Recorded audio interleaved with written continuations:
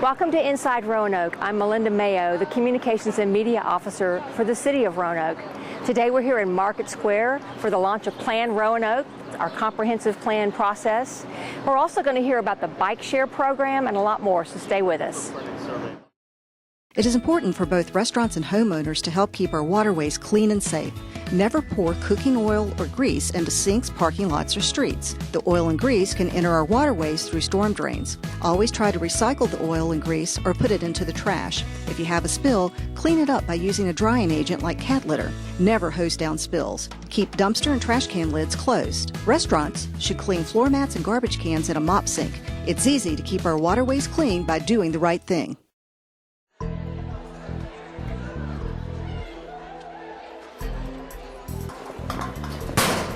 What's up, punk? What you taking those books home for? They ain't gonna help you on the streets.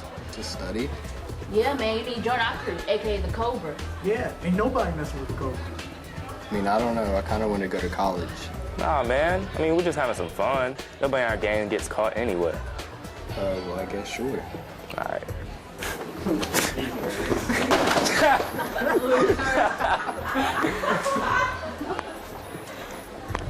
Hey, look, Henry. If you're gonna keep rolling with us, you gotta prove to me that you can hang. Okay. All right, then. Go. Henry, what are you doing? Every year, over 7,000 arrests result from gang activity. You could end up just like these criminals. Is that what you want? Don't be a part of the problem. Be a part of the solution. Welcome back, and my guest is Wayne Leftwich. Wayne is the city planner with the City of Roanoke. Wayne, we want to talk about the process for the new comprehensive plan. First, talk about why we are working on a new plan. Right. Well, our current comprehensive plan was adopted in 2001. So the Vision 2020 plan is really at the end of its timeline, and we've done a lot of work since the last plan. We've done a lot of the accomplishments that we've called for in the plan. So now it's time to start thinking about the next 20 years.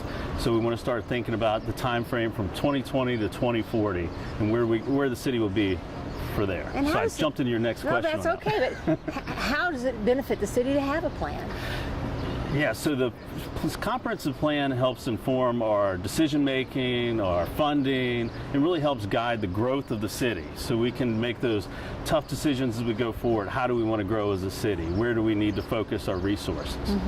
And so will there be some themes that guide us as we do the process for planning? And we're calling it what, Plan Roanoke? Is that the name of it? Right, so City Plan 2040, the process we're calling Plan Roanoke. And we do have 6 major themes that will guide the plan. Okay. So the comprehensive plan is citywide. It focuses on all aspects of the city. So we're going to focus on the livable built environment. We're going to focus on natural resources, on economic development. We're also going to focus on things we might not think about readily as a city-controlled things, but healthy community, equity within the community. And then, of course, we want to work well with our neighbors, so we're going to focus on regionalism, too, and how we fit within the region. And there'll be opportunities for public input. I know we're here today in Market Square because you all are getting ready to have sort of a survey, a launch. Yeah, so we're launching our website today in the survey. It'll be on planroanoke.org. We also are introducing, notifying people about our August meetings. We're going to have 10 public meetings at libraries spread out throughout the city. So great opportunity for people to come in and give us their input. They're open house meetings, so they're scheduled in 2-hour spans. People can drop in anytime. Every meeting will be approximately the same, so you only need to come to one, but you're welcome to come to more than one if you want to see and have those conversations with people. And so that website is a chance to take the survey, but it also has other information about what we're doing. Right. So on that website, planroanoke.org, will be all the information with the dates for the August meetings. It'll talk about the time frame for the planning process, and it's a great way for people to keep informed when we get into drafting the plan and we get into talking about the goals, so people can follow what it is we're talking about and make sure they're well informed and can give us the input that we need to make those decisions. Anything else we need to know about Plan Roanoke? We're just really excited. We hope people come out. Now is the time to get people out and hear their input and see where they see the city going in the next 20 years. If somebody had a question, is there someone they could call, or how would they? Sure. They're welcome to contact me, Wayne Leftwich. My contact information is on the planroanoke.org website. So if they go there, there's a contact us link that'll get my information to them. Great. Well, we hope it's a big success. Yeah. And thanks for telling us about it. Great. Thanks. Okay. We'll be right back. 3 facts about lead poisoning. Just a few particles of dust from lead-based paint are enough to poison a child. Lead from deteriorating paint can be found in the soil around the home and in older playgrounds. Since children often put their hands or toys in their mouths, washing their hands helps protect them from lead poisoning. Lead poisoning affects over 1 million children today. Find out when your home, school, and daycare center was built. If it was before 1978, it probably contains lead-based paint. Contact Lead Safe Roanoke at 853-5682 for more information. The Municipal Volunteer Program is designed with a focus on community outreach to encourage citizens to participate in local government. Serving as a volunteer will not only enhance your knowledge about the city, but also enrich your life and greatly benefit your community. Volunteer as an individual or with a group, every week or once a year. Whatever your skills and interests, there's an opportunity for you. If you're interested in becoming a volunteer, please complete an application by logging on to roanokeva.gov/MVP or calling 853-1801. Did you know that it takes 12 to 20 years for a cigarette butt to decompose? Cigarette butts thrown on the ground or out the window are litter, and most wash into our waterways, polluting streams and harming stream life. Cigarette butts can also be a fire hazard. Extinguish cigarette butts in ash cans and ashtrays. Litter is preventable, so remember, no ifs, ands, or buts. Don't litter. Welcome back. My guest is Bill West, and Bill is the Urban Forestry Coordinator for Roanoke Parks and Rec. Yes. Bill, we're here to talk about our tree population today, and start by telling us, what is the Parks and Rec Department? What's their role in keeping the tree population healthy? Well, in Parks and Rec, we have housed our urban forestry section, and we typically have 3 tree crews that work across the city. And we have about 30,000 trees that we're trying to manage. So with the 3 tree crews and a tree inspector and myself, we try to field all of the citizens' requests and all of our internal requests to maintain all of our city trees. Okay, and have we been recognized for our efforts on our tree population? Yes, we are a recognized Tree City USA over 2 decades now, so it's a wonderful award for us to maintain and keep. What can the people who are watching, the people who live here, how can they get involved with what Parks and Rec is doing with our trees? Probably the best way is to join our Tree Stewards program. Okay. That usually occurs in the wintertime, and it's kind of like a Master Gardener's program for trees. So you have 9 classes indoors, and that will lead you up into the spring, and then you have 3 outdoor training sessions. After that, you have about 30 hours of volunteer service for the first year, and every year after that is 20 hours. And so they learn everything about trees, from their physiology to their pruning and to their care. Okay. Now, what are some things that you can tell our viewers, ways that they can support tree health, proper maintenance of trees? Maybe it's on their own property, but what are some tips and things they can do? Well, I would say the first thing to do is routinely really look at your trees. So many times people come in from the work and they go straight into the house, and they may look at it a little bit in the spring and in the fall when you have the first bud break, first turning of the leaves, but really look at your trees and notice if there's any change in the shape or structure of your trees, and then if it is appropriate, you may need to contact a professional arborist to come in and do a real assessment. Otherwise, plenty of water. Okay. What about, I mean, if they see a tree that doesn't look healthy, what should they do? How can they? Well, I would think the first thing to do is maybe start taking proactive steps. Contact your local state forester, contact Cooperative Extension, and then it may involve actually hiring a professionally certified arborist to come out and do a complete assessment of the tree. If somebody sees a city tree that, I mean, maybe we haven't noticed it or there's a problem with it, what should they do? Well, they should contact our main office at 853-2236. Now, we think, about 30,000 trees that the city owns. Wow. So it's difficult for me and the tree inspector and even our tree crews to look at every single tree, even in every 5 or 10 years. So we are very much dependent upon the local citizens to see something and say, that doesn't look quite right. Right. And talk about why it's important. Why is our tree canopy important? What's the benefit of that? Well, there are several important reasons that we have a good tree canopy. One is the reduction of what we call a heat island effect. You know, we're standing here in the sun right now, but it's not too bad. But as the city absorbs sunlight, it re-radiates that heat over the course of the day and into the night. If we have tree-shaded streets, that reduces the overall temperature of the city. So that helps reduce that heat island effect. Another important reason is the interception of storm water. So if we have a canopy across our city that is catching rainwater and it slows it down and absorbs some of it, it doesn't overwhelm the gray infrastructure of our city, such as the stormwater system. And so that is a very good thing. Well, if somebody had questions about tree maintenance or about what you all do with urban forestry, who should they contact? How can they They can contact our office directly through our department, which is the Parks and Rec Department, 853-2236. Or they can go online and submit what is called a Q alert. And they can make a request for an inspection on their street or a tree that they've seen in our parks. And that's at our the city's website, roanokeva.gov. Yes, ma'am. Okay. Well, thank you for sharing all that, and we appreciate all the work you do to help take care of our trees. Oh, thank you very much. Thanks. We'll be right back.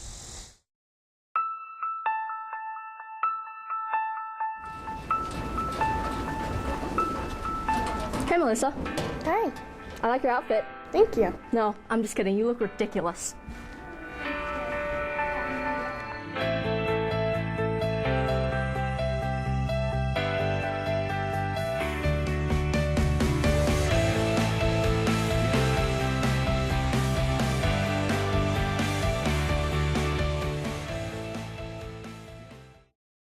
A little soap and water can go a long way. When you wash your car in a driveway, the soap, oil, and grease can flow into storm drains and pollute our rivers and streams. Always try to wash your car on the lawn. This will allow the water to soak into the ground. If you have to wash your car in a driveway, make sure the water drains onto your lawn and not a storm drain. Use a biodegradable soap. Dump your wash bucket in your sink or allow it to filter through the grass. It's easy to keep your car and our waterways clean by doing the right thing. Want to learn how to manage your money better, save for that car or dream home, or be able to bounce back from bad credit mistakes? Bank On Roanoke Valley can help. Bank On works with local banks, credit unions, and local governments to offer free classes at local libraries in our community.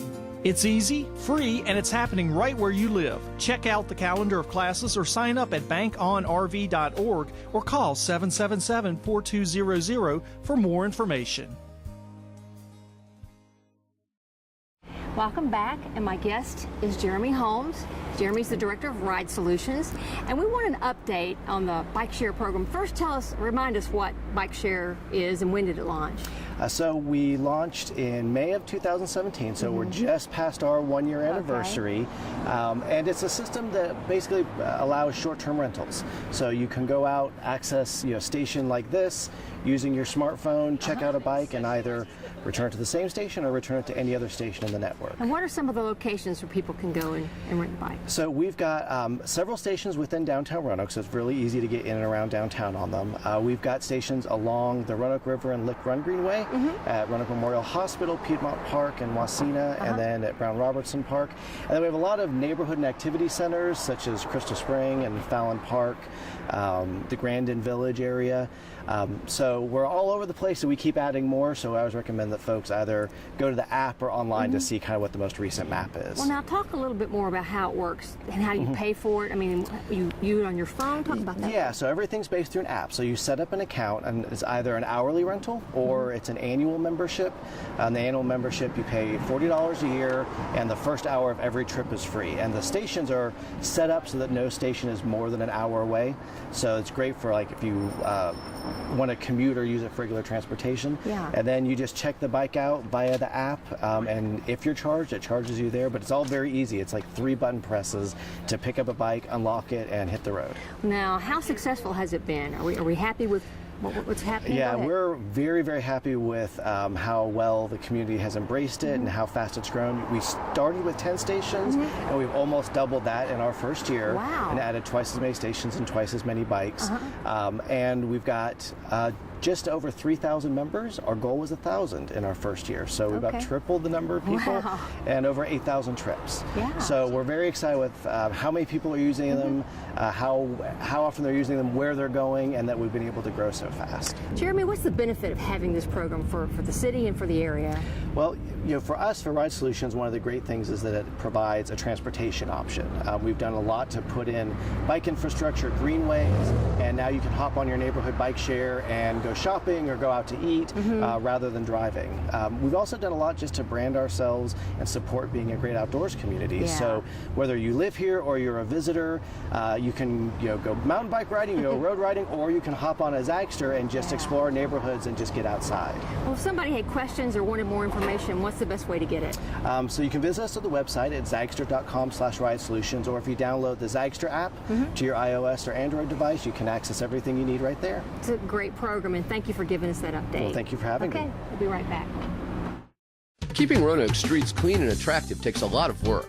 The city welcomes your help. Community organizations, businesses, and individuals can volunteer through the Adopt a Street program to adopt a specific street in the city. Participants agree to clean up their location 4 times a year for 2 years. To find out more, contact the City of Roanoke's Transportation Division at 853-5837 or the Municipal Volunteer Coordinator at 853-1801 or send an email to mvp@roanokeva.gov. Everyone loves having a beautiful green lawn, but did you know that lawn fertilizers can pollute our waterways? Before you fertilize your lawn, conduct a soil test to know what fertilizers are needed. Only apply fertilizers during the growing season and avoid using fertilizers and pesticides within 20 feet of a stream. After you mow, leave your clippings on your lawn because these return nutrients back into the ground. It's easy to keep your lawn green and our waterways clean. Contact the Clean Valley Council for more info. For more than a decade, Roanoke's revitalization policy has been to address critical community needs by concentrating funding into specific neighborhoods, providing the greatest impact for improvement. In 2011, the city designated the West End area as the current target location for these projects. Residents and businesses located in this area interested in undertaking a renovation project may learn more about funding assistance by contacting the city's HUD Community Resources Office at 853-6404 or contact Keith Holland. Welcome back. My guest is Susan Jennings, and Susan is the Arts and Culture Coordinator for the city. Susan, we're here to talk about a new piece of artwork that's going to happen right here at Entranceway Park. Very exciting. Tell us about it.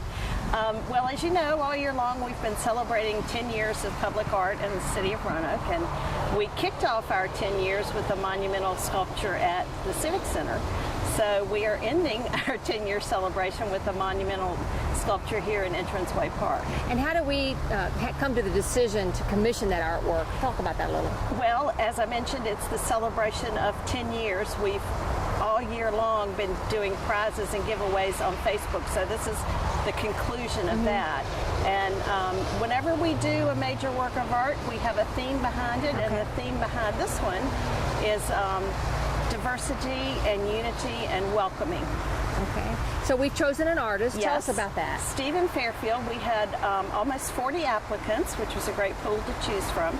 Stephen Fairfield was known for his hand holding the fish that was in Elmwood Park on one of the exhibitions. He's from St. David, Arizona. Okay. And he came up with this concept that we thought was the best at expressing the theme. And so do we know a name? What will it be called? It's called Global Harmony. And according to Stephen, the theme behind it is how diversity lifts up the world in which we live. Okay. And what's the timeline for the project? When will it be done? It will be installed the last week in October, and we'll have our final celebration of our 10 years around that time. Right around here, right? Around here. Okay. And well, while you're with me today, can you give us a little update on the little free libraries? Yes. We have 6 little free libraries around the city of Roanoke. They were designed and created by Dan Keel, who's a local artist and art teacher. They've been out there for 2.5 years now, and we are in need of more books. Okay. The theme is that someone will take a book and leave a book, and what we find is happening is people take more than they leave, which is great. They're reading. We love that. But we are definitely in need of more books. bikes. They're located at a couple of parks, Thrasher Park, Golden Park, on Salem Avenue near the Hurt Park Bus Shelter, in the Healing Garden at Roanoke Memorial, one on Melrose Avenue near the Village Center, and then one on Piedmont near Blue Cow Ice Cream. So people can either take their books and leave them themselves, or they can call me and we'll make sure they get there. So you just want donations from donations, no textbooks, no encyclopedias or magazines. Any other book is fine, and we especially need children's books.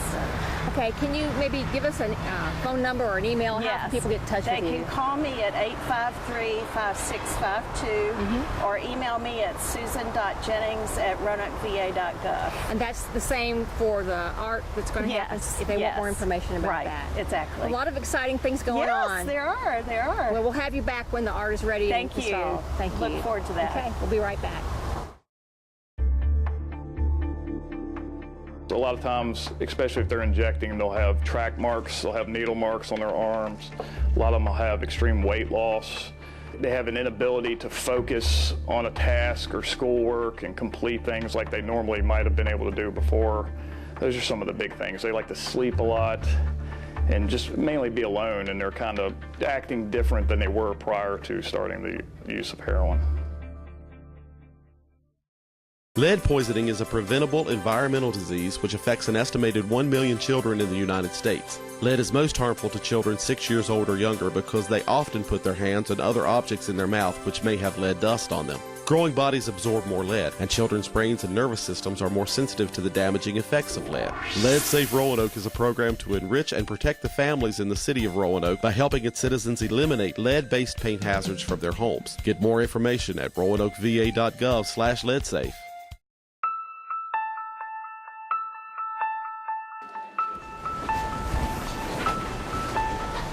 Dude, where'd you get that shirt at Goodwill? I did, actually. I like it. Don't you have something better to do?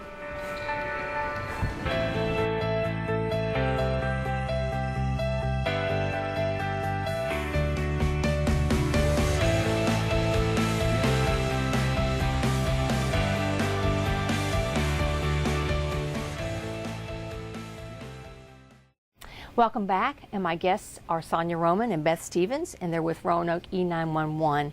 And today we're here in our current E911 center. I want to talk about the new emergency communications center that's getting ready to be built. Tell us why are we building a new facility? First, it is an exciting time for us experiencing this new building. It is important that we are able to meet the demands. As you know, the population is growing and continues to grow for the city, and as it grows, we need to be able to meet those demands. This new facility will allow us to do that with the expansion of our technology and just our floor operations in general. And we are actually partnering with another business to talk about that a little bit. Yes, we are partnering with Virginia 811 and Virginia Utility Protection Service. This is the first of its kind, a public-private partnership. And I like to talk about the innovative thinking of this project. This is unheard of. I don't know any other center that has done this before, so we're looking forward to this partnership. That's great. Well, what are some of the new features that are going to help the 911 system work even better?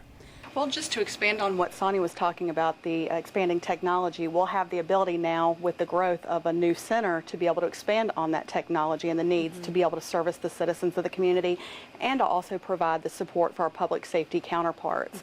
So we're really excited about that, and the private-public partnership will actually allow us the ability to have some shared common spaces. As you're probably aware, our jobs can be very stressful. And we will actually have areas for our dispatchers after difficult calls or situations to be able to decompress, otherwise known as quiet rooms or spaces. We'll also have an exercise room. We'll have a walking area outside of the 911 and 811 joint areas for our dispatchers and for the 811 staff to be able to decompress. So we're really excited. I understand there'll be some redundancy, so if one system goes down, another kind of backs it up. Is that part of it too? Absolutely. Part of our technology will be redundant. We also have a backup center that we go to in Roanoke County, and this new facility will provide space for them to come without interrupting our operations. So it will be a lot of redundancy in our technology and expanding on that. So lots of benefits. Absolutely. What's the timeline for this project? Well, we're really excited. We actually just had the groundbreaking this past Monday, and we are looking to hopefully move in the fall of 2019. Okay, so we just talked about some of the benefits of having the two different companies together, 911 and 811, in one facility. You can share the space and you have that redundancy. Anything else we need to know about the benefits of having you all together in one building? I truly believe having that ability to directly communicate with Virginia 811 when we have those situations that arise will save us time and resources when we do experience that. So having them right there with us is important. And I know you all are really proud of the fact that you're accredited and meeting very high standards. You've gotten a lot of honors and recognition for your operations here. How will the new facility build on that? How will it enhance what you're doing right now? As you said, we are a nationally accredited agency, and we meet those standards nationally that are set before us. So this is just an enhancement on that. We believe that we are doing an excellent job now, and with the new facility, we can continue to expand on that. Also, I do want to say that with the combination with Virginia 811 and 911, I think it will bring an awareness to the citizens and remind them of the emergency responses that we provide for them. Anything else that you want folks to know about the facility? Just it's an exciting time, and we are looking forward to doing tours for the community so they can see how our technology works. And so I think it'll be a community involvement type of atmosphere for sure. If somebody wanted to know more about the project, how could they get that information? They can definitely call me, Sonia Roman, the department manager, and I can be reached at area code 540-853-2945. All right. Well, it's exciting. And I know we've had a groundbreaking for this facility, and now we're very much looking forward to the actual opening of it in about a year. Yes, absolutely. I hope you all come back on the show and talk about it with us. Definitely. Okay, thanks. We'll be right back. April showers bring May flowers. It also brings a great time to start using a rain barrel. A rain barrel catches rainwater from your roof gutters, and the clean, free water can be used on gardens, lawns, and for outdoor cleaning. Rain barrel water is free of chemicals. It reduces your water bills, and it's good for the environment. You can buy a pre-assembled kit, or you can build your own with materials from a hardware store. Learn how to start saving money and the environment by using a rain barrel today. Contact the Clean Valley Council for more info. 3 facts about lead poisoning. Just a few particles of dust from lead-based paint are enough to poison a child. Lead from deteriorating paint can be found in the soil around the home and in older playgrounds. Since children often put their hands or toys in their mouths, washing their hands helps protect them from lead poisoning. Lead poisoning affects over 1 million children today. Find out when your home, school, and daycare center was built. If it was before 1978, it probably contains lead-based paint. Contact LeadSafe Roanoke at 853-5682 for more information. If you would like to adopt a pet, did you know that you can also go to the RCACP website and their Facebook page to look at pets for adoption? It's easy to do. Simply go to their website at rcacp.org or visit their Facebook page. Both sites include information and pictures of animals waiting to be adopted. Help make a difference in the life of a pet today. Adopt from the Regional Center for Animal Care and Protection.